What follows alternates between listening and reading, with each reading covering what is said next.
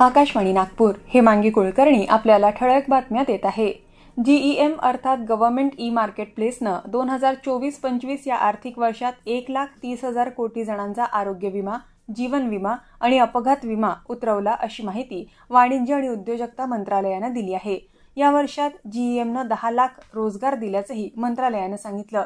GEM ग्राहकांना एक सुरक्षित आणि फायदेशीर व्यासपीठ मिळवून देण्यासाठी वचनबद्ध आहे, असे GEMचे CEO अजय भादू यांनी सांगितलं।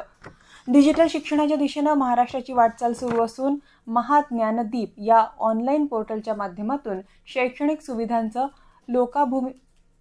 लोकाभिमुख करण्यासाठी देशातलं पहिलं डिजिटल शिक्षण पोर्टल महाराष्ट्रात सुरू झालंय, असं उच्च आणि तंत्र शिक्षण मंत्री चंद्रकांत पाटील यांनी सांगितलं। आज मंत्रालयात महाज्ञानदीप पोर्टलचा आरंभ करण्यात आला, त्यावेळी ते बोलत होते। छत्तीसगडच्या बस्तर भागात सुरक्षा दलांशी झालेल्या चकमकीत 2 नक्षलवादी मारले गेले। दोन्ही नक्षलवाद्यांवर पोलिसांकडून 13 लाख रुपयांचं बक्षीस होतं। काल संध्याकाळी कोंडागाव आणि नारायणपूर जिल्ह्यांच्या सीमेवरील किलम बरगम गावांच्या जंगलात जिल्हा राखीव रक्षक दलांचं पथक नक्षलवाद विरोधी कारवाई करत असताना ही चकमक झाली। महारेलतर्फे बांधण्यात येणाऱ्या नागपूर-नागबीड रेल्वे लाईनखाली बगडगंज भागात अंडरब्रिज बांधण्याचं काम सुरू आहे। हा अंडरब्रिज भंडारा रोडला जोडण्यासाठी आवश्यक असलेल्या बगडगंज औद्योगिक क्षेत्रातील जागेची पाहणी महापालिका आयुक्त आणि प्रशासक डॉ. अभिजित चौधरी यांनी आज केली। नागपूर-नागबीड रेल्वे मार्गाखाली महारेलतर्फे रेल्वे अंडरब्रिजचे बांधकाम सुरू आहे।